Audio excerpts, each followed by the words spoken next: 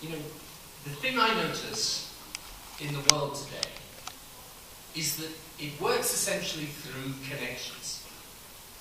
And we have the ability, both through the internet, online, but also through migration and travel, to create a whole set of new relationships that help support our societies and our economies.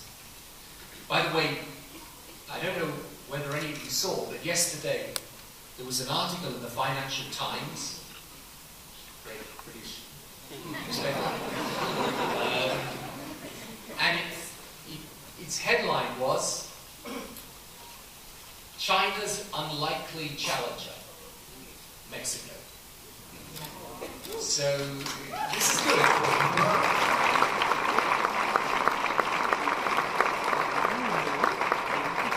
And amongst other things it pointed out that Mexico has concluded over these past years no fewer than 44 different free trade agreements. And so you are a country that is becoming increasingly connected to the rest of the world through trade, through commerce. And that is one lesson of the way the world works today. It works through connectivity, and what is true across national boundaries is also true within a society. Societies work best when there is connectivity between their citizens. The second thing that I notice around the world is the importance of technology in transforming the way that we live and think, and the way that we teach. You know, when I look at education systems around the world, all education systems today are having to try and reform and change. And none of us, if we were starting from today, would probably create the types of education system we now have. They were created for a different world and a different state of technology.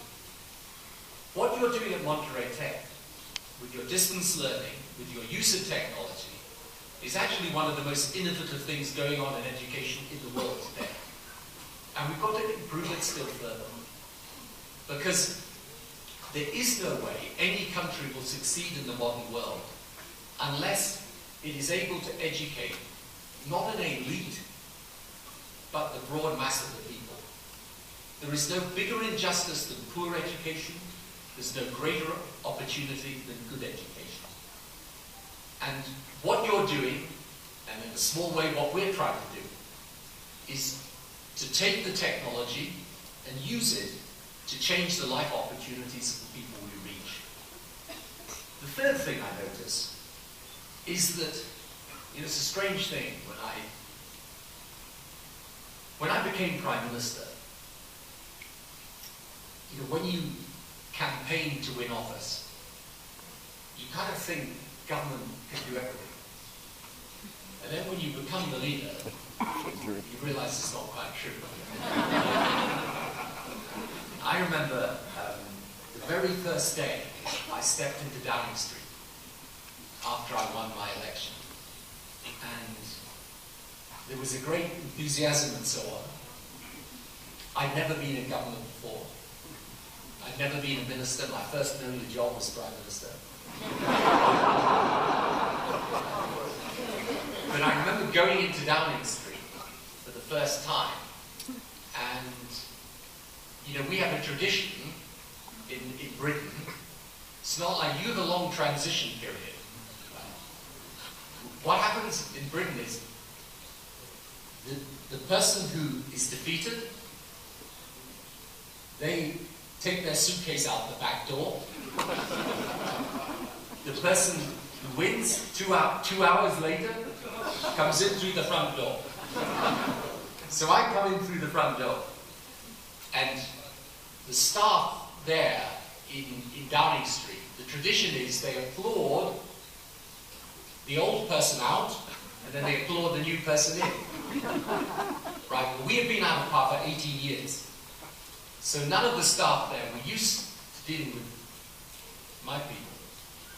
So when I came in, they were crying because the last guy just got out. So I was going down the line shaking hands. They were supposed to applaud me, and they were weeping. So, you know, by the time I got to the end of the line, I was feeling guilty about the whole thing. But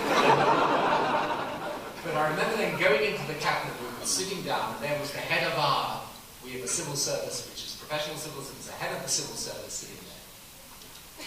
And he just said to me, congratulations, now what? And that is the question that is hardest to answer in government. And what you learn over time is that government alone, particularly today, it can't do everything. It depends also on an active citizenship and on a society that is prepared also to discharge its responsibilities.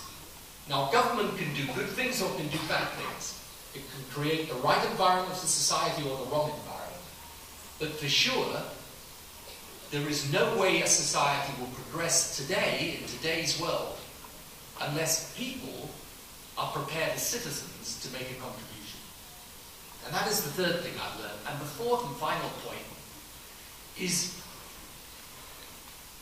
the partnership between the public and the private sector today is absolutely critical to countries achieving success.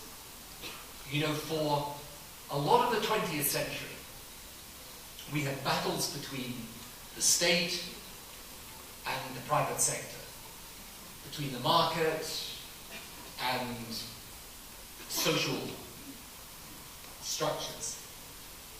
But in today's world, it's very clear. What works best is a partnership between the public and the private sector and the voluntary sector, the civic sector.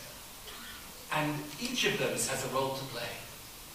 And so when we study the question of citizenship today, my foundation deals with one aspect, which is that as the world changes and people come together more, we need to be able to understand and respect and tolerate people who are different, particularly in different faiths.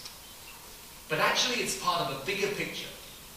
And that bigger picture is where societies develop not simply by governments passing laws, and not simply by political leaders making decisions, but also by the will and the contribution and the dedication and the energy and the commitment of people. And if you think about it, in 1943, I think when this Monterrey Tech was begun, it started as a result of individuals determined to make a difference. And these last 70 years of history of Monterrey Tech, its development in time on different campuses, and then its development of its use of technology, it came about because of imaginative and visionary leadership of individuals. And these were people who weren't employed by government, but were people who cared about their society, wanted to change their society for the better, and wanted to make their contribution. So what we celebrate today is something very, very important. It's a celebration of an active, participating citizenship that recognizes the duty of citizens is not just to turn out and vote, or to turn out and pay the taxes, although that can help. It's also to be part of creating a society that bonds a community, a society that is cohesive, a society that is strong, because its people recognize their own responsibility to society and to each other. So it's a great, great pleasure to be here today with you and to announce this further stage in my foundation's partnership with Monterrey Tech, to thank everybody involved with Monterrey Tech for the work that you do, and to say that I think we're embarking upon a new stage of our journey together that is going to be exciting and productive, and I think will help change the world. So many, many thanks to all of you. It's wonderful, as I say, to be here. And now Carlos, who's going to grill me. Some help from you. And once again, to all of you,